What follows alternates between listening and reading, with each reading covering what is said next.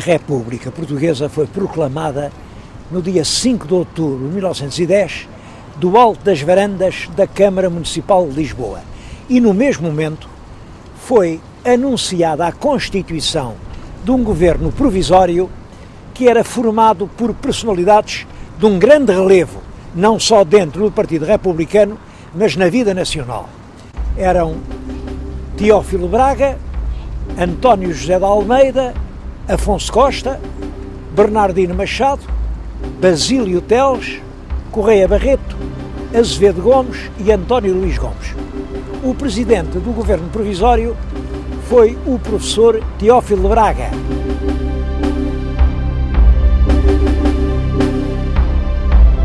A República era contra o rei, era contra a Igreja, mas não tinha assim projetos concretos. Em 28 de maio de 1911 fazem-se as eleições para a Assembleia Nacional Constituinte.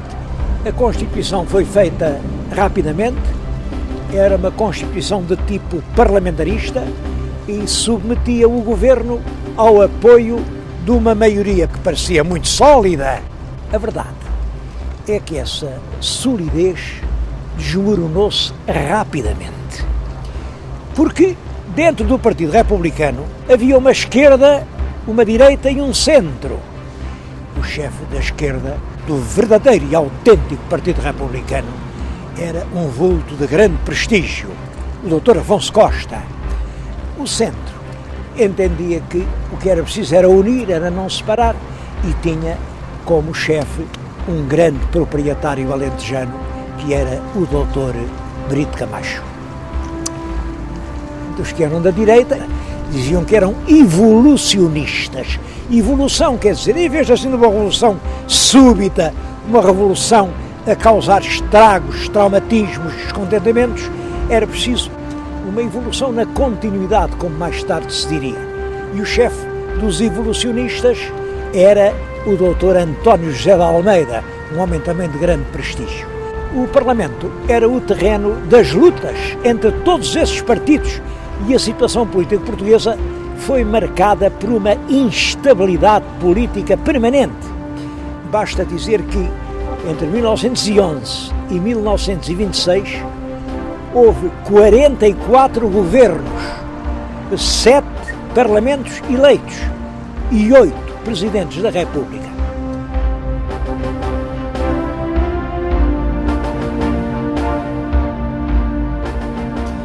De todos os governos da Primeira República, o que deixou uma obra mais importante foi o primeiro governo, o governo provisório.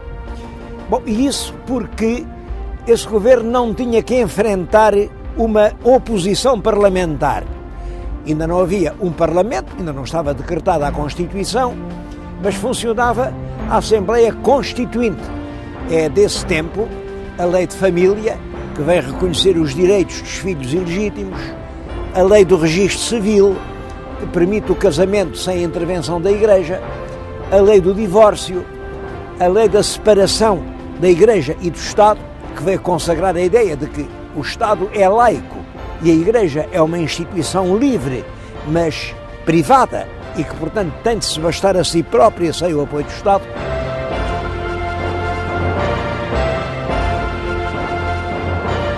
O episcopado tomou posições contra as medidas antirreligiosas e o governo proibiu a leitura das pastorais dos bispos, mesmo dentro das igrejas. É claro, houve muitos bispos que não obedeceram e, por isso, vários prelados foram perseguidos. Em 1913, o Vaticano quebrou as relações com o governo de Lisboa e todo esse conflito foi extremamente negativo para um regime que acabava de se implantar e que precisava da adesão de todos os portugueses. Um segundo fator de desgaste foi a intervenção de Portugal na Primeira Grande Guerra. O conflito teve o seu início no ano de 1914 e opôs as grandes nações ocidentais, a Inglaterra e a França, aos impérios centrais, que eram a Alemanha e a Áustria. Esses blocos aspiravam a uma posição de hegemonia na Europa e ao controle das fontes de matérias-primas que eram essenciais para o desenvolvimento económico que então todo o mundo ocidental estava a incentivar. Quando se viesse a fazer a paz, os vencedores, quaisquer que eles fossem, iam ficar para si com as colónias portuguesas, porque desde há muito tempo que se sabia que eles tinham feito combinações para repartirem as colónias entre eles. Portanto, nós tínhamos que alinhar com alguma das partes, naturalmente com a Inglaterra, que era a nossa aliada desde há tantos séculos. Mas a Inglaterra não se mostrava nada interessada numa ajuda militar portuguesa. Quando, no ano de 1917, e a pedido do governo inglês, o governo português apreendeu cerca de 70 navios mercantes que se tinham vindo refugiar no Tejo. E isso, evidentemente, provocou uma declaração de guerra por parte da Alemanha. Foi para participarmos, efetivamente, nas hostilidades que aqui em Portugal se preparou um corpo de exército, 3 divisões, constituídos por 55 mil homens e que era, em grande parte, armado e equipado pelos ingleses. Essas forças foram levadas para a frente da batalha durante o ano de 1917 e o episódio militar mais memorável da intervenção portuguesa na conflagração europeia foi a Batalha de La Lixe, no dia 9 de abril de 1918.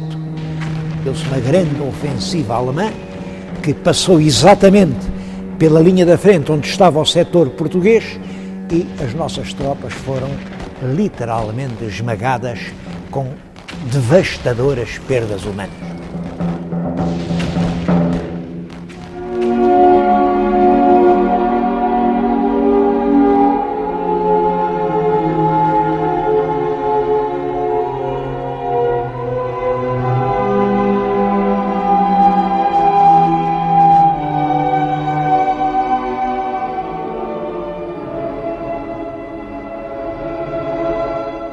Foi nesse momento de grande ansiedade moral que se registaram as aparições de Fátima, que começaram no dia 13 de maio do ano de 1917.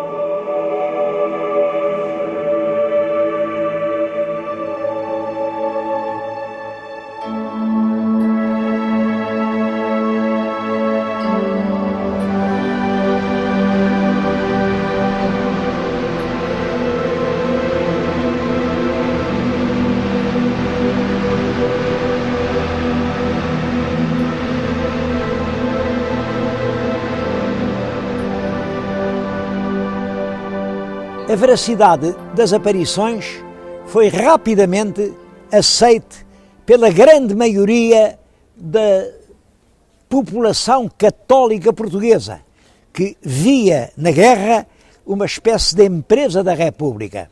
E a expressão política dessa conjuntura vem a ser o golpe de 5 de dezembro de 1917, pelo qual o Major Sidónio Pais faz um golpe militar, proclama uma nova lei em que acaba com a Constituição, faz uma nova Constituição presidencialista e ele estabelece a República Nova.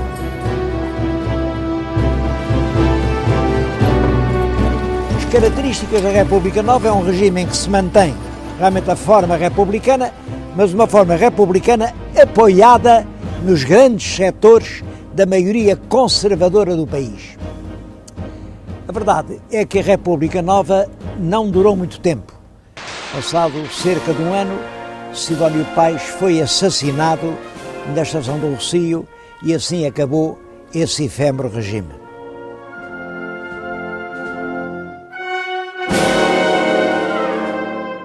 Com a morte do presidente Sidónio, voltou-se à vigência da Constituição de 1911 e foi eleito Presidente da República o almirante Canti Castro.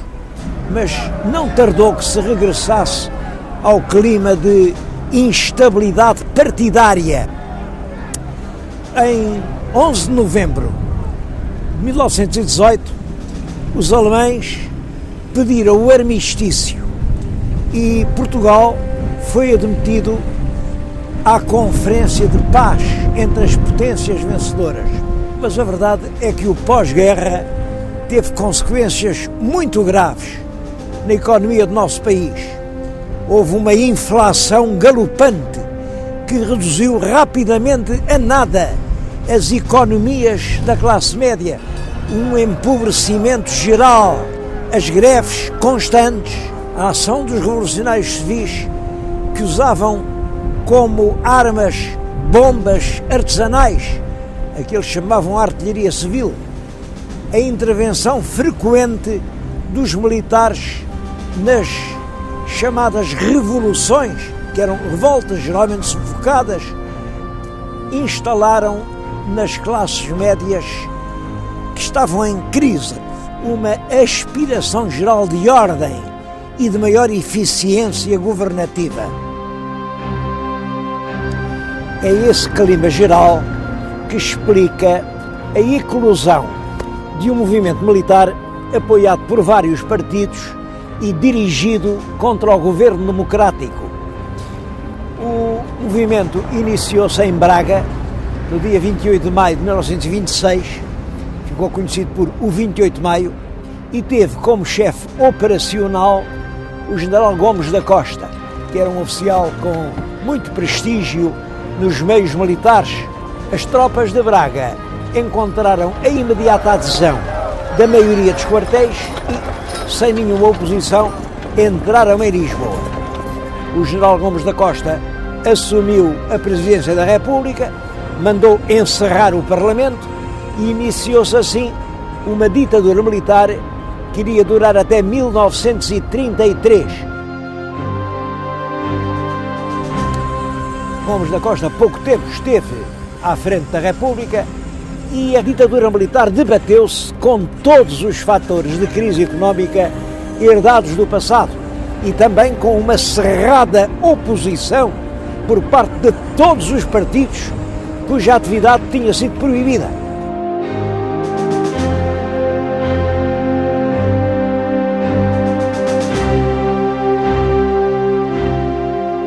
O problema financeiro era especialmente agudo, porque o recurso aos empréstimos na banca estrangeira era dificultado em 1928 pela ação dos imigrantes políticos que protestavam lá que Portugal não satisfaria as responsabilidades de qualquer empréstimo que fosse contraído, visto que o país não estava em plena legalidade democrática. Essa oposição à ditadura culminou com a revolta militar de fevereiro de 1927, o 7 de fevereiro, que eclodiu aqui no Porto e que também depois teve repercussão em Lisboa e que provocou centenas de mortos. Todos os oficiais comprometidos nessa revolta foram exilados, uns para a Ilha da Madeira, outros para os Açores, Cabo Verde e Angola. Muitos políticos notáveis saíram então do país e passaram a combater a ditadura no exílio. Mas, entretanto, agravava-se fortemente a situação financeira. E foi a urgência desses problemas que levou os militares da ditadura a chamar para a pasta das finanças um professor da Universidade de Coimbra, o Dr. António de Oliveira Salazar, que era um vulto muito ligado aos meios católicos da universidade. O novo ministro restabeleceu rapidamente o equilíbrio orçamental com uma enérgica contenção das despesas públicas. Entretanto, a presidência da República tinha sido ocupada pelo general Carmona, que em 1932 confiou ao Ministro das Finanças, o Dr. Oliveira Salazar, a chefia do governo. Logo no ano seguinte foi elaborado o texto de uma nova Constituição Política. Essa Constituição, de caráter fortemente presidencialista, atribuía uma grande força política ao governo e limitava os poderes dos parlamentos. É ao regime titulado por essa Constituição de 1933 que se deu o nome de Estado Novo. Os presidentes da República foram sucedendo, o general Carmona, depois o general Craveiro Lopes, depois o almirante Américo Tomás, mas o chefe do governo, que segundo a Constituição devia depender inteiramente da escolha do presidente, era sempre o mesmo, Dr. Oliveira Salazar. O governo exercia uma autoridade que só reconhecia como limites, como dizia a Constituição, a moral e o direito, e por isso não permitia a ação dos partidos políticos. Existia uma polícia política que impedia toda a atividade partidária e que era especialmente severa na repressão das atividades do Partido Comunista. Foi também sempre mantido um regime de censura prévia à imprensa e de tutela estadual sobre todos os meios da informação. As chamadas liberdades democráticas, como o direito de reunião, o direito de expressão, não se inscreviam no quadro dos objetivos do Estado. Ordem acima de tudo.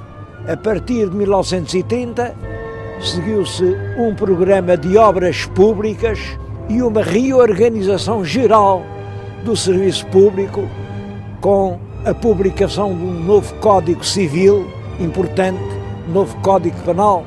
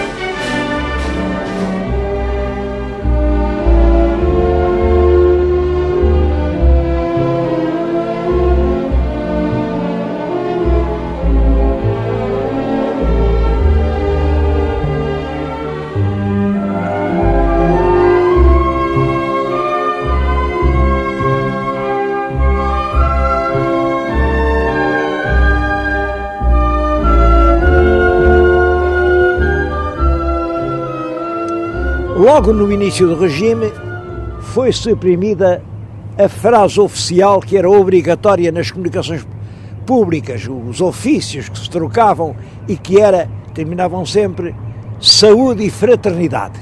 Bom, isso foi suprimido e, em vez disso, mandou-se escrever a bem da nação. De acordo com esse nacionalismo, foi limitada a entrada de capitais estrangeiros,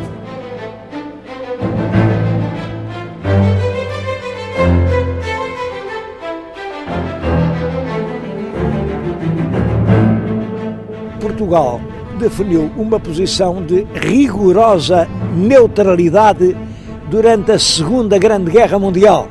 As autoridades políticas portuguesas alcançaram com isso momentos de grande prestígio e, no pós-guerra, Portugal recusou as ajudas do Plano Marshall, porque se considerou que essas ajudas eram, de certo modo, incompatíveis com a soberania nacional.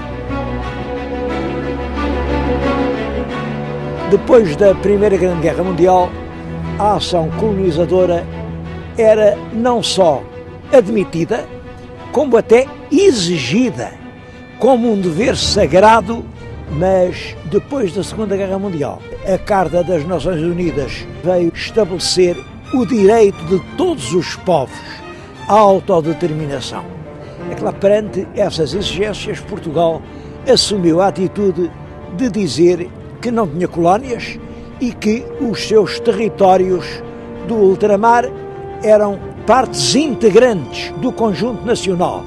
Naturalmente que essa posição integracionista do governo português não foi reconhecida pela comunidade das nações. Pelo contrário, desencadeou uma forte hostilidade.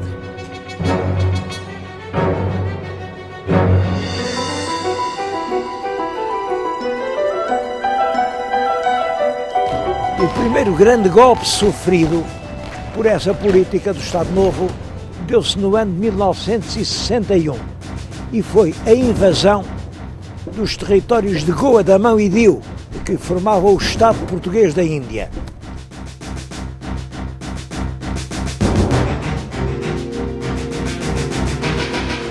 Nesse mesmo ano, 61, iniciou-se em Angola um movimento de guerrilha que nos anos seguintes se verificou também nos territórios da Guiné e de Moçambique.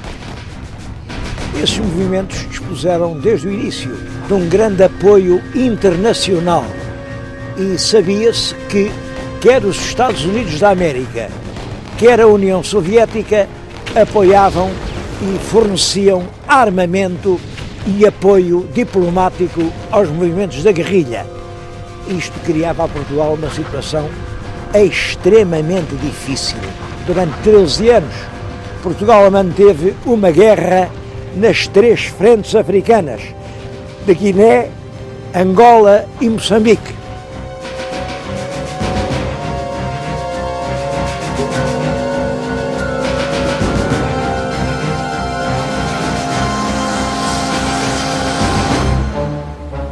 Os planos quinquenais de fomento continuaram a ser executados com regularidade e os números indicadores do desenvolvimento económico português, sobretudo no setor industrial, mantinham-se muito elevados, quando, no ano de 1969, o Presidente do Conselho de Ministros foi inutilizado por doença.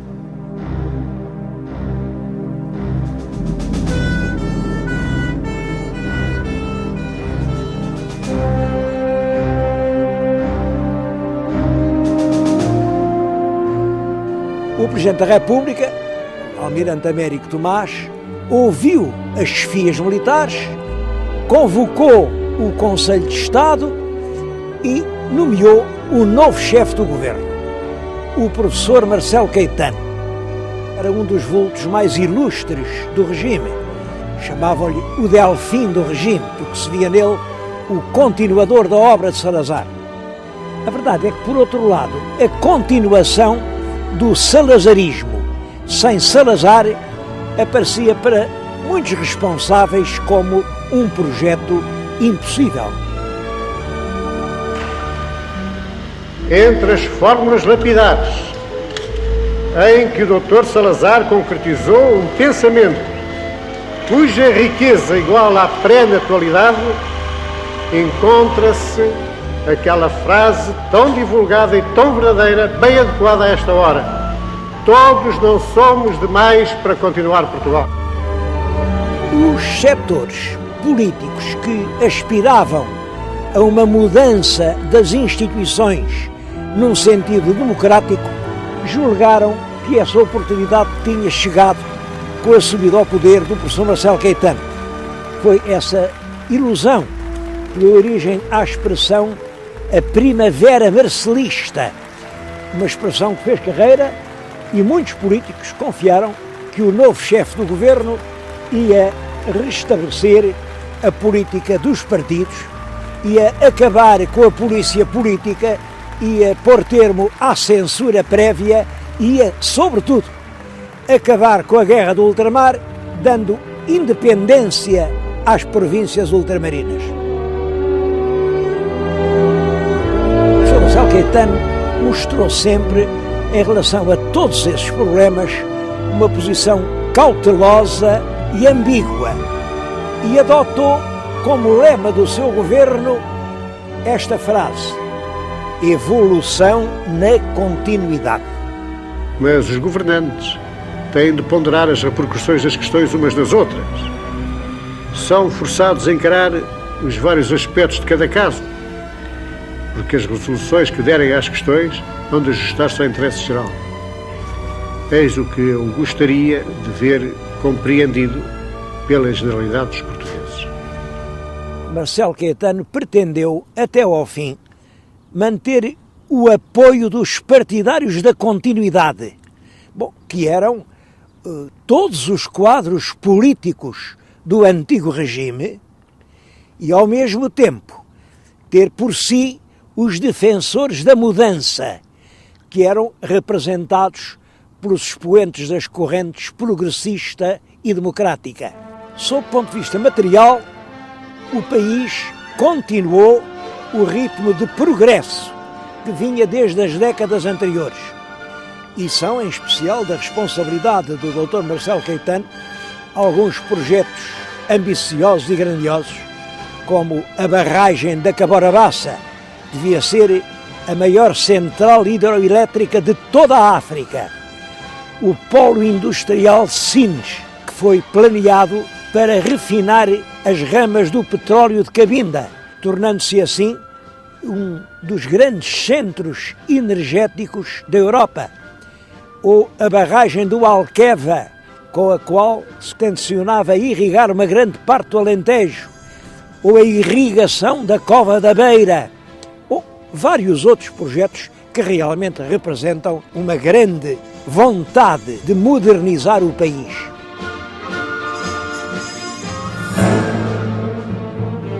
Mas, entretanto, continuava por resolver o problema ultramarino.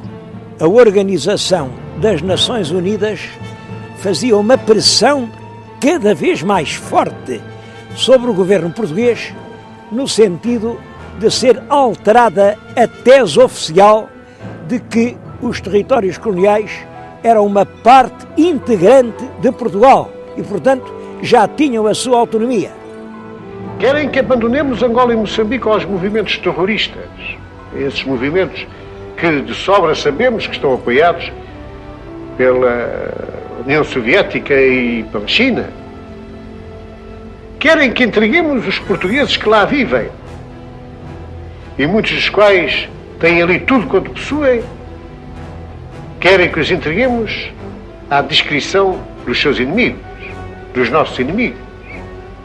Querem que desistamos da obra de fomento e de civilização que presentemente está em curso, traduzida por uma admirável pujança de trabalho e iniciativa que a segurança dada pela presença da soberania portuguesa desencadeou e mantém. As forças da direita não aceitavam nenhuma modificação a esse respeito e, por isso, o próprio Dr. Marcelo Caetano fez tímidas aproximações no sentido de dar satisfação às pressões internacionais. E o derrube do regime de Lisboa foi, a partir de certo momento, considerado como a única forma de se conseguir uma mudança do governo português quanto às colónias.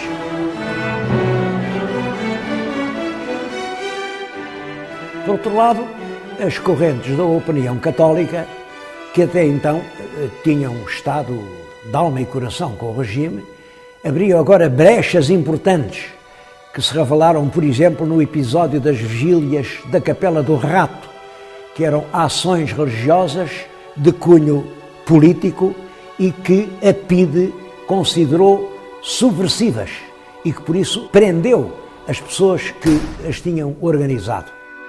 O governo, a certa altura, quis integrar nos quadros permanentes os oficiais milicianos que tinham feito ou estavam ainda a fazer a Guerra da África. Mas, é claro, os oficiais do quadro permanente eram os que tinham feito os cursos da Academia Militar, opuseram-se e foi assim que nasceu aquilo a que se chamou o movimento dos capitães. Esse movimento começa por ter objetivos essencialmente de defesa da carreira militar, mas rapidamente assume o caráter de uma contestação política ao regime. A posição do próprio chefe do governo, o professor Marcelo Caetano, era de perplexidade. Ele, em março de 1974, tentou renunciar ao seu cargo e apresentou formalmente um pedido de demissão ao Presidente da República. A justificação é que era ele o responsável pela ordem que o Ministro da Defesa deu para se publicar o livro do General Spínola e que isso tinha sido um erro e quem faz erros deve pagá-los. A verdade é que estavam em curso já movimentos militares e mesmo nesse mês de março, um movimento que parte das Caldas Rainha vem abortar já às portas de Lisboa.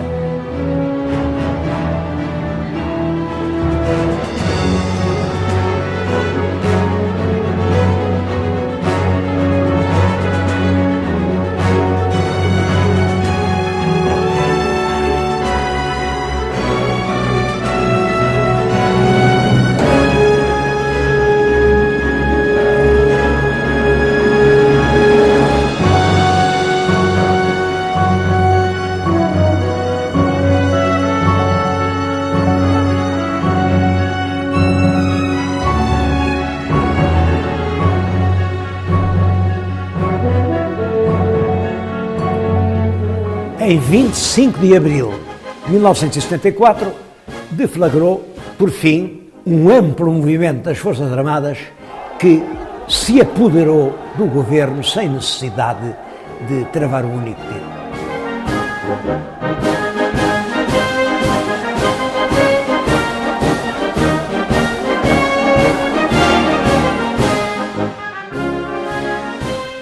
Estou a falar nisto num local que está diretamente relacionado com os acontecimentos. É uma sala no Regimento de Engenharia 1, na Pontinha, aqui nos arredores de Lisboa, e foi esta sala que serviu de posto de comando das operações. Estão aqui os próprios telefones de que os oficiais se serviam para dar as suas ordens às várias unidades. Tenho aqui a fotocópia do plano das operações. É um documento pormenorizado, que é da autoria do Major Otelo Saraiva de Carvalho. Tenho aqui os comunicados que daqui mesmo se foram fazendo à imprensa, da autoria do Tenente-Coronel Lopes Pires.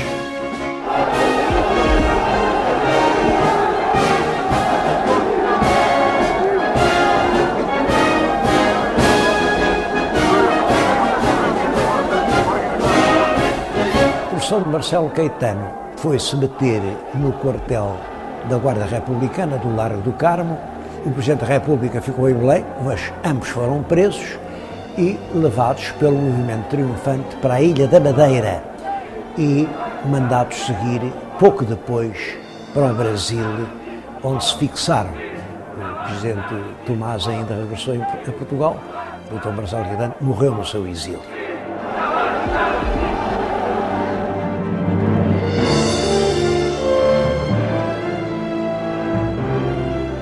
Entretanto, o poder foi assumido aqui por uma junta de salvação nacional que era presidida pelo general António Spínola, antigo governador-geral da Guiné. Ao fim do mês foi escolhido o primeiro chefe do governo, o professor Adelino da Palma Carlos, um antigo diretor da Faculdade de Direito de Lisboa e que era considerado um representante moderado do pensamento democrático. Mas a autoridade do governo foi, desde o início, partilhada pelo MFA, Movimento das Forças Armadas, que aglutinava os militares que reivindicavam uma posição importante na revolução que eles próprios tinham feito. As forças de esquerda eram lideradas pelo Partido Comunista e vieram a criar o conceito de Aliança Povo-MFA.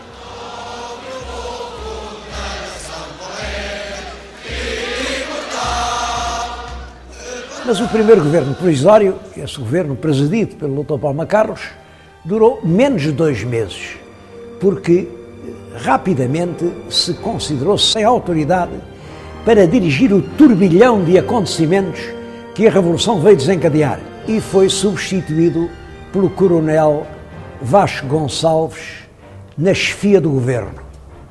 Vasco Gonçalves era o oficial de mais alta patente no movimento das Forças Armadas e pretende, em consonância com o Partido Comunista, realizar profundas transformações na sociedade portuguesa. Mas a tendência moderadora e conservadora do general Spínola foi rapidamente ultrapassada. Em 30 de setembro de 1974, portanto, poucos meses depois da Revolução, Spínola faz perante as câmaras da televisão esta declaração dramática. Nestas condições e perante a total impossibilidade de, no atual clima, se construir uma democracia autêntica ao serviço da paz e do progresso do país, renuncio ao cargo de Presidente da República. A Junta da Salvação Nacional, que no seu início pretendia representar todas as forças políticas da oposição ao regime, mas que nesta altura, com aquela constante inclinação à esquerda, já estava reduzida a 3 elementos, designou como Presidente da República o general Costa Gomes. E o governo foi remodelado com a saída de todos os ministros que se opunham a uma política abertamente de esquerda. É claro que com a saída do general Spínola do governo desaparecia o mais grave obstáculo ao triunfo da tese da descolonização imediata. O abandono das colónias era-nos agora imposto por todas as potências do mundo, mas é claro que isso representava uma mudança essencial na história de Portugal. E por isso a opinião estava profundamente dividida sobre o caminho a seguir. A demissão de Spínola representou a derrota do ponto de vista federalista e o triunfo da tese das independências imediatas. Pelo Acordo de Argel, que é de 26 de agosto de 1974, Portugal reconheceu a independência do Estado da Guiné. Também nesse mês de agosto se iniciaram as negociações com Moçambique e na Conferência de Lusaka, de 7 de setembro desse mesmo ano, a independência total de Moçambique foi marcada para o dia 26 de junho de 1975. Em Angola, a situação era muito mais complexa. Em primeiro lugar, Angola era uma região muito rica, com grandes recursos. Era a Angola do petróleo, dos diamantes, do ferro do Coima, do algodão, do café. É claro que isso mesmo é que aguçou o apetite das grandes potências. E cada bloco inspirava o seu movimento. A América estava na base do FNLA, a União Soviética e os países comunistas apoiavam o MPLA, controlando uma grande parte dos povos do interior de Angola. Havia a UNITA, presidida pelo carismático Jonas Savimbi. Pouco depois do general Costa Gomes assumir a presidência da República, iniciaram-se negociações oficiais entre esses 3 partidos e o governo português, que conduziram ao Acordo do Alvor, assinado no dia 15 de janeiro de 1975. Os 3 partidos prometiam estabelecer a paz entre si e organizar um governo de coligação. E a data da independência de Angola foi marcada para o dia 11 de novembro de 75. A verdade é que não se estabeleceu paz nenhuma. Pelo contrário, a guerra tornou-se mais feroz, mas apesar de tudo isso, o governo português reconheceu a independência no dia 11 de novembro. Também foi reconhecida a independência de São Tomé e Príncipe.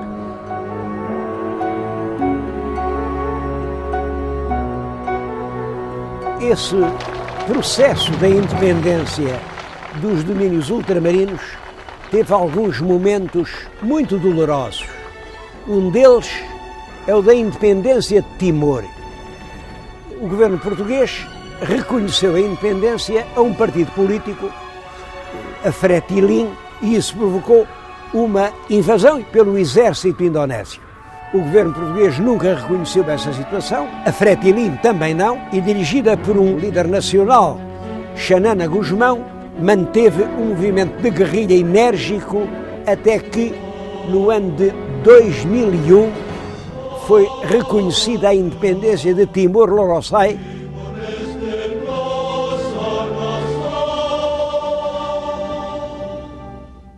Macau teve um destino diferente.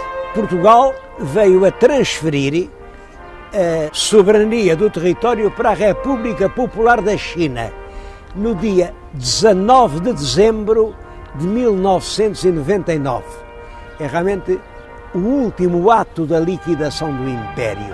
Mas essa operação foi conduzida sempre com paz, através de meios diplomáticos e com um respeito mútuo.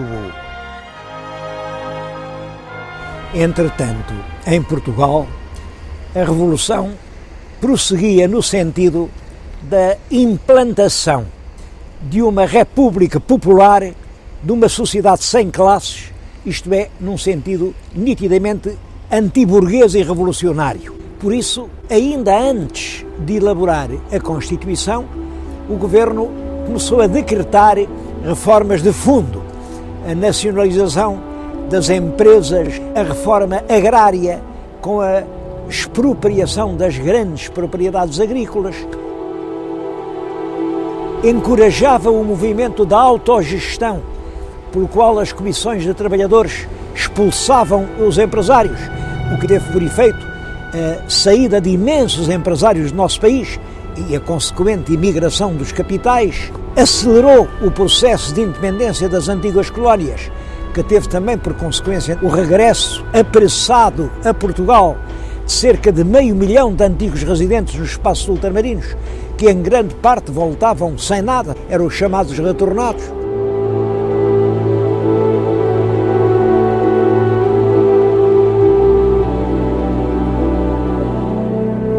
O problema da pluralidade ou unidade sindical conduziu depressa à ruptura da aliança entre o Partido Socialista e o Partido Comunista. Dizia-se que se preparava uma matança da Páscoa, com a execução sumária de 1.500 pessoas. Foi esse o ato que fez Spínola, segundo ele dizia, a tentar um golpe militar no dia 11 de março de 1975. Aqui quem dá ordens no país é o Presidente da República, é o Primeiro-Ministro, é o Hotel Saraiva de Carvalho e é o Chefe de Estado-Maior-General. Mas a operação falhou e acentuaram-se, a partir de 11 de março, a nacionalização da banca, de todas as companhias de seguros, a dissolução da Junta de Salvação Nacional e do Conselho de Estado, e todos os poderes passaram a ser exercidos por um Conselho da Revolução, que foi criado em 14 de março de 1975, mas cerca de um mês depois realizam-se as primeiras eleições para a Assembleia Constituinte. E os resultados dessas eleições vieram a alterar completamente o panorama político português.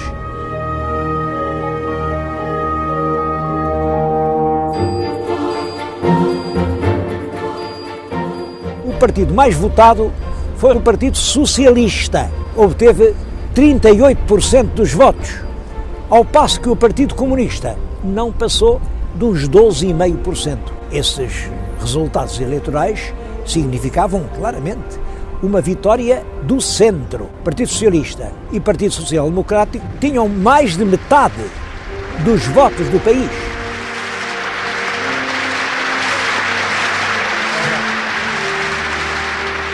O governo pretende utilizar os últimos meses de governação para fazer a revolução que estava no seu projeto. Mas o triunfo eleitoral do mês de abril tinha dado ao Partido Socialista uma enorme força política. Tratava-se agora de contrapor a legitimidade civil representada pelo triunfo nas urnas à legitimidade revolucionária que o Conselho da Revolução dizia representar. E o conflito latente entre Os dois partidos, os do centro e os da esquerda, levam os ministros socialistas a abandonarem o governo e logo a seguir o Partido Socialista organiza em Lisboa, aqui na Fonte Luminosa, um comício que reuniu centenas de milhares de pessoas. O Dr. Mário Soares, num discurso muito enérgico, denunciou o perigo que estávamos a atravessar de cair numa ditadura de esquerda. Podem estar certos que marcharemos em frente no caminho da revolução, no caminho do socialismo, mas mantendo os direitos da pessoa humana, mas mantendo as liberdades, mas mantendo a democracia. Inicia-se então o período que ficou conhecido como o Verão Quente e chega a recear-se a Guerra Civil. Em muitas povoações, sobretudo no norte de Portugal, as sedes do Partido Comunista, em muitos casos, foram incendiadas. Em agosto, 9 membros do Conselho da Revolução publicaram um documento em que se oponham ao totalitarismo do Bloco Comunista, pondo, enfim, na linha das grandes democracias ocidentais. E a Assembleia do Exército, reunida em Tancos, decidiu demitir os oficiais que representavam o Exército no Conselho da Revolução. Um desses oficiais era o general Vasconcelos, que se via privado de legitimidade para continuar no governo e foi substituído pelo almirante Pinheiro de Azevedo, que era considerado um partidário da moderação e do alinhamento com a Europa, mas não teve força para dominar a agitação que parecia ter-se mesmo instalado no país. Da República. O sexto governo veio para ficar e ficará enquanto o povo português quiser. O povo é sereno. O povo é sereno. O povo é sereno. O povo é sereno, não tem perigo. É apenas fumaça. Em setembro desse ano, o edifício do Parlamento esteve cercado por elementos revolucionários e sucederam-se episódios tão graves como, por exemplo, o ataque e o incêndio da Embaixada da Espanha, o silenciamento da Rádio Renascença com uma carga explosiva que foi lá mandada colocar pelo governo. E, por fim, isto culminou por uma declaração do governo dizendo que estava inibido de governar. Já chega, não gosto de ser sequestrado, é uma coisa que me chateia. Isto não é fácil de resolver, é difícil. Vocês já viram agora o governo suspender a sua atividade? É assim, fora do normal. O movimento militar de 25 de novembro, desencadeado pela esquerda, foi rapidamente dominado pelas forças fiéis ao governo e marcou o fim dessa tentativa de escalada marxista e o triunfo definitivo da linha moderada da Revolução.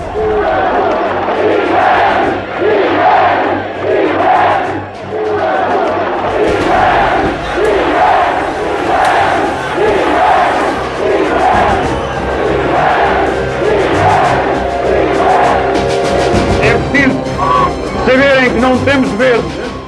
Foi, portanto, já num clima de normalidade que se fez a eleição do Presidente da República, General Ramalho Yanes.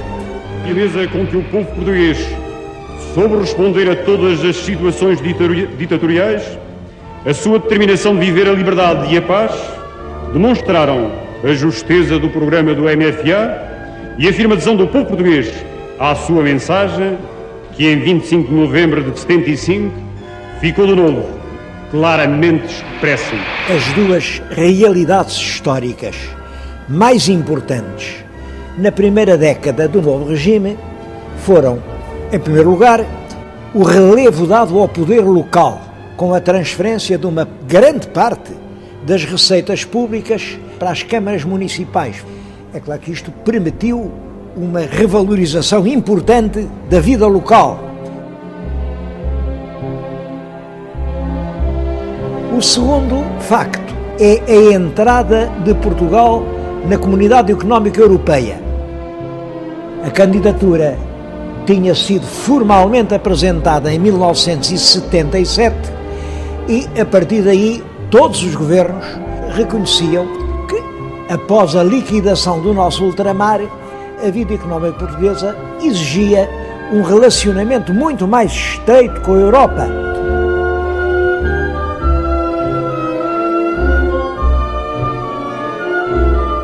O ato formal de adesão só se verificou depois de 8 anos de negociações e teve lugar no ano de 1985, num ato solene que teve como cenário o claustro manuelino dos Jerónimos.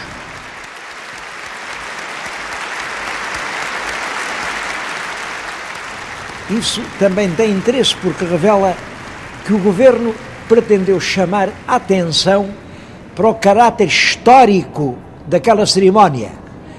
Era realmente toda a história nacional que mudava o seu rumo. O Governo inscreve no centro das suas preocupações a melhoria da qualidade de vida e do bem-estar dos portugueses, essência da sua luta pela justiça e por mais sólidos suportes materiais e culturais da liberdade. O primeiro mandato presidencial do general Ramalhianes terminou em 1981. Os partidos de direita coligaram-se naquilo que se chamou a Aliança Democrática, AD, e resolveram apresentar um candidato, era o general Soares Carneiro.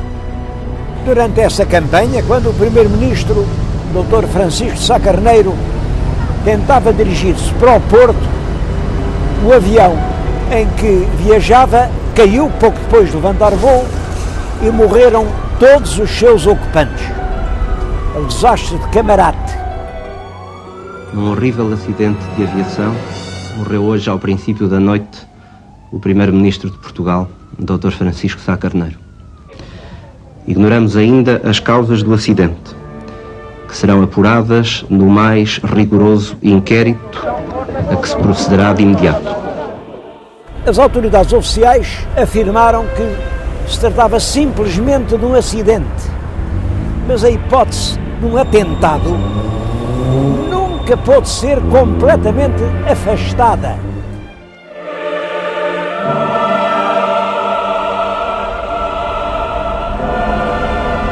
O desastre emocionou todo o país, mas nas eleições o general Ramalhianes foi reeleito logo à primeira volta por uma grande maioria. Ele agora tinha do seu lado não só a metade conservadora do país, que o tinha imposto na primeira volta, mas também a metade progressiva, que o tinha reconhecido como um homem capaz de realizar as suas aspirações. Sá Carneiro foi substituído no governo pelo Dr. Francisco Pinto Balsemão, mas a AD pouco mais tempo durou. O desalento é quebrado apenas por um acontecimento que encheu a nação de orgulho. Winner of the gold medal, representing Portugal, Olympic champion Carlos Lopes.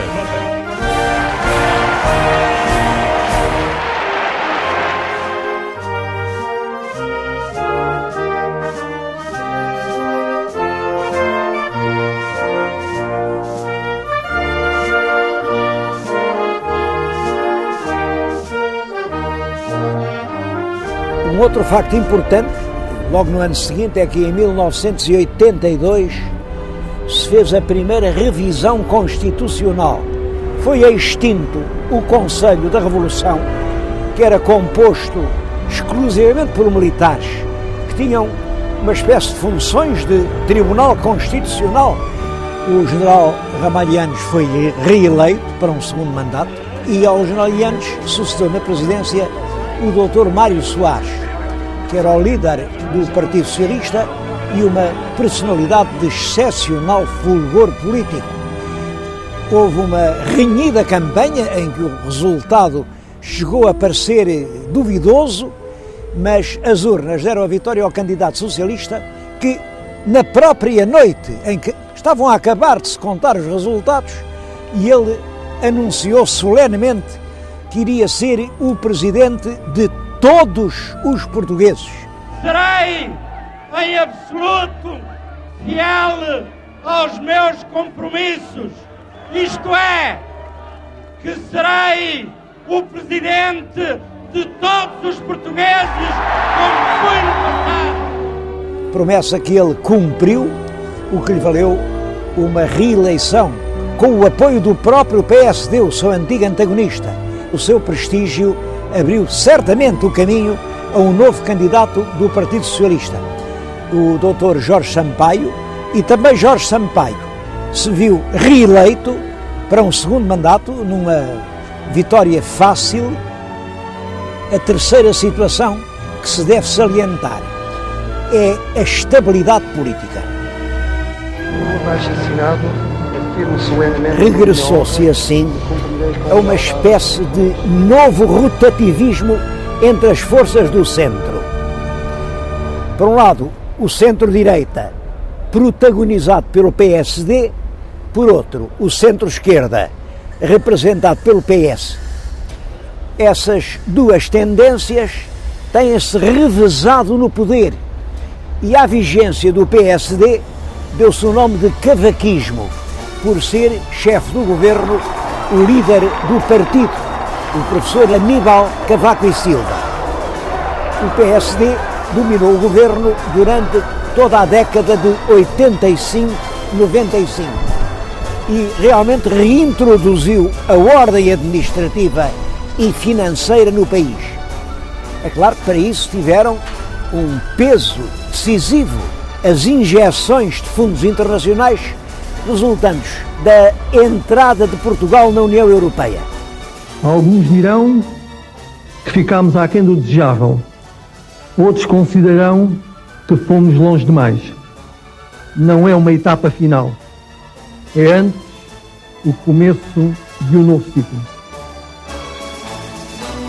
A maioria desses fundos foi aplicada em infraestruturas e numa eficiente rede de estradas de tipo novo, mas em janeiro de 1995, o primeiro-ministro Cavaco e Silva anunciou que não se iria recandidatar ao cargo de presidente do PSD.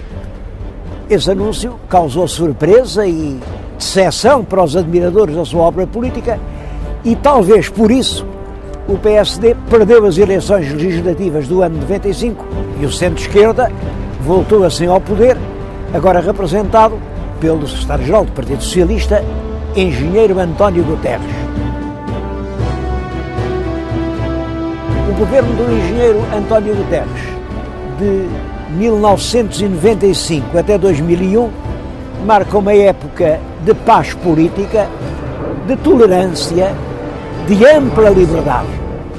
Afirmo solenemente pela minha honra que cumprirei com lealdade as funções que me são confiadas.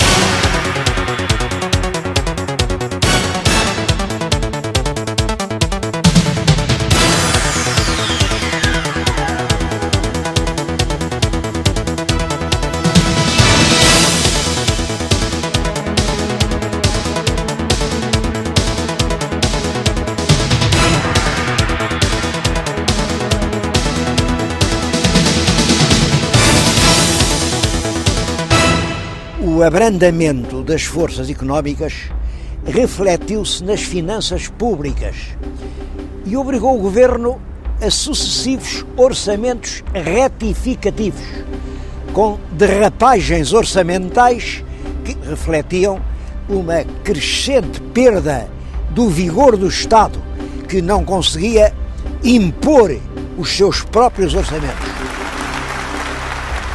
Uma hostilidade generalizada dos instrumentos de opinião, em particular da imprensa, influenciou muito os resultados das eleições autárquicas de dezembro de 2001. Nessas eleições, os autarcas do PSD obtiveram vantagem sobre os autarcas do PS O primeiro-ministro António Guterres interpretou esses resultados como uma perda de confiança política. Por isso mesmo, pedirei ao Sr. Presidente da República que me receba para lhe apresentar o meu pedido de demissão das funções de Primeiro-Ministro, querendo com isto contribuir para a criação de uma situação que permita um pleno restabelecimento da confiança entre governantes e governados. De harmonia com a disciplina estipulada na Constituição, o Governo passou então à condição precária de puro governo de gestão, isto é, governo que se ocupa só da administração corrente, das coisas simples. E é durante esse período do governo de gestão que Portugal conhece uma das mudanças mais visíveis de todo o seu processo histórico. O escudo, que era a moeda nacional desde 1911, é substituído pelo euro desde o dia 1 de janeiro de 2002.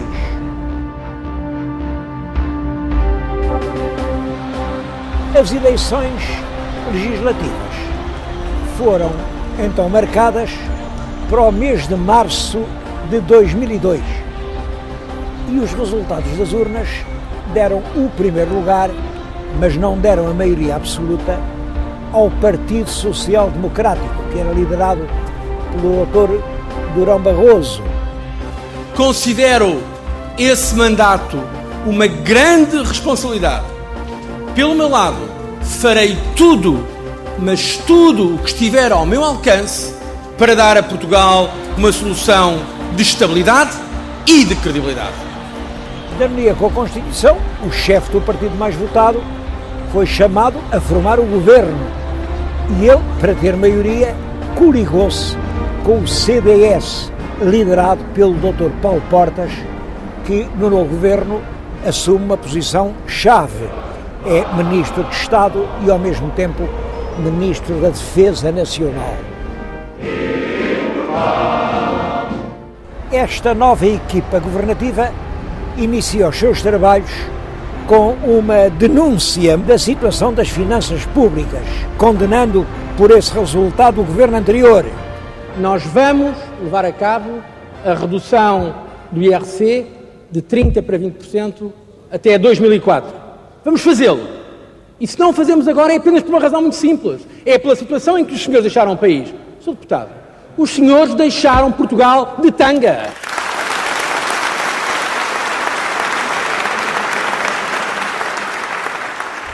E há muitos portugueses que se interrogam sobre qual seja o grande projeto nacional que deve constituir a razão de ser da nação portuguesa.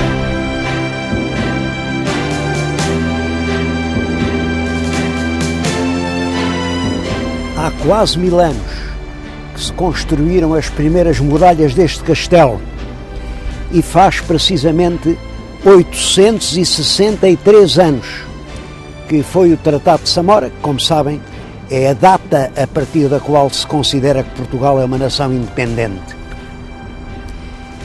Foram muitos séculos, todos difíceis e todos diferentes. É o século XII, o século da fundação, de Dom Afonso Henriques, da luta contra os mouros, das grandes catedrais românicas.